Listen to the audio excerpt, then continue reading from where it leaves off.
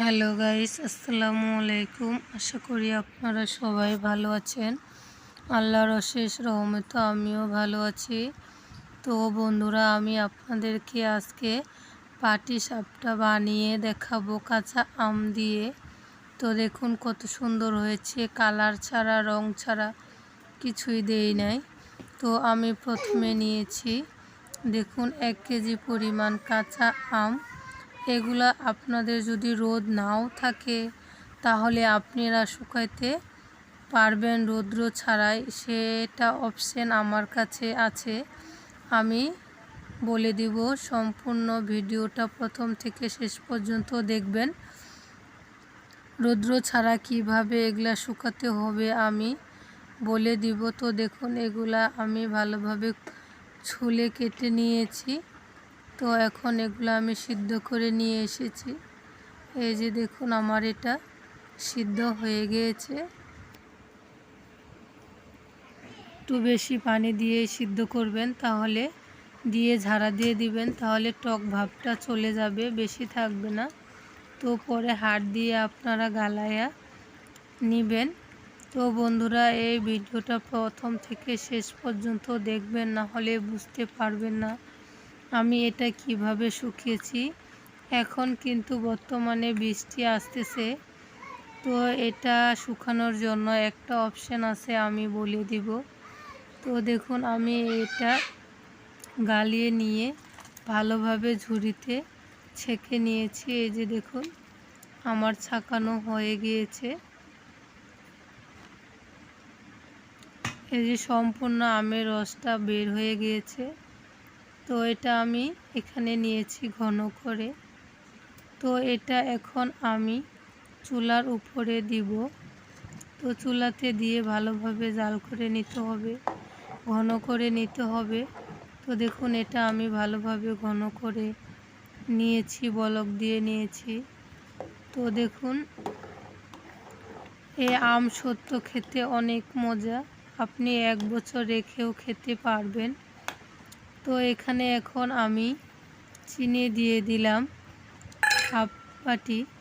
তো এটা চিনিটা হচ্ছে আপনাদের আমের টকের উপরে, টক বেশি থাকলে বেশি লাগবে, কম থাকলে কম লাগবে।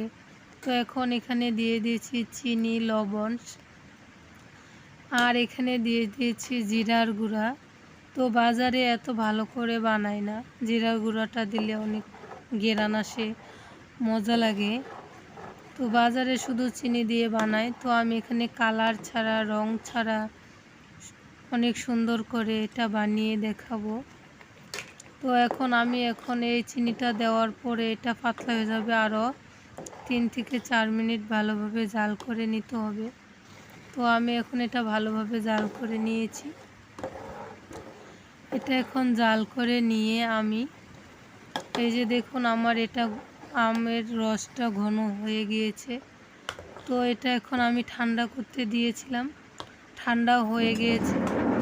তো এখন এখানে আমি 1 চা চামচ শুকনা মরিচের গুঁড়া ভেজে রেখেছিলাম, শুকনো মরিচের গুঁড়া দিয়ে ভালোভাবে মিক্সড করে নিয়েছি। এই যে দেখুন, তো এই প্লেটের মধ্যে আমি তেল দিয়ে ভালোভাবে প্লেটটা মুছে নিয়েছি, না হলে কিন্তু লাগে যাবে। তো এখন প্রথমে আমি প্লেটে তেল দিয়ে নিয়েছি, তেল না দিলে লাগে যাবে, উঠবে না। তো এখন আমি এই প্লেটের মধ্যে আমসত্ত্বটা পুরাটাই দিয়ে দিয়েছি, দিয়ে চামচ দিয়ে পুরা সম্পূর্ণ প্লেটে ছড়িয়ে দিচ্ছি। তো দেখুন কত সুন্দর দেখা যাচ্ছে। আমি কিন্তু কোনো কালার ব্যবহার এখানে করিনি, কালার দিলে আরও অনেক সুন্দর দেখা যেত। তো বন্ধুরা দেখুন এখন আমি এটা রোদে দিয়েছি, রোদ থেকে এখন শুকিয়ে গেছে। এই যে দেখুন শুকানোর পরে এরকম হয়েছে। তো এটা 2 থেকে 3 দিন শুকানো লাগবে। তো এটা আমি বৃষ্টি আসতেছিল, তো এটা আমি রান্না করার পরে চুলার উপরে দিয়ে এটা শুকিয়েছি, 2 দিন চুলার উপরে দিয়েছি। তো আপনারা চাইলে এভাবে দিতে পারবেন। তো বন্ধুরা দেখুন এগুলা আমি এখন পিস পিস করে কেটে নিয়েছি, কত সুন্দর দেখা যাচ্ছে। তো বন্ধুরা, আপনারা চাইলে এভাবে বানাবেন, এই আমসত্ত্ব 1 বছর রেখে খেতে পারবেন। তো এটা সম্পূর্ণ চুলার উপরে শুকানো। আপনারা চাইলে বৃষ্টি আসলে চুলার মধ্যে রান্নার শেষে এটা শুকিয়ে নিতে পারবেন। আমি এভাবেই শুকিয়ে নিয়েছি। তো এখন এগুলা আমি গোল গোল করে সাজিয়ে নিব। তো দেখুন কত সুন্দর দেখা যাচ্ছে। তো বন্ধুরা, আশা করি আপনাদের ভিডিওটা ভালো লাগলে অবশ্যই লাইক শেয়ার দিবেন। আর যারা বুঝবেন না কমেন্ট করে জানাবেন এই আমসত্ত্ব ভালো হয়েছে কি না, অবশ্যই একটা কমেন্ট করবেন। তো দেখুন আমি এখন সম্পূর্ণগুলো এভাবে গোল গোল করে নিয়ে নিব। তো বন্ধুরা, আপনারা একটা লাইক করলে আমরা অনেক উৎসাহ পাই আরও নতুন নতুন ভিডিও বানাতে পারি।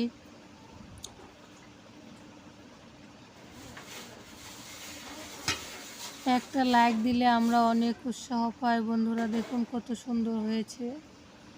এই যে দেখুন অনেক সুন্দর হয়েছে। তো বন্ধুরা, অবশ্যই কমেন্টে জানাবেন ভালো হয়েছে কিনা, সুন্দর দেখা যাচ্ছে কিনা।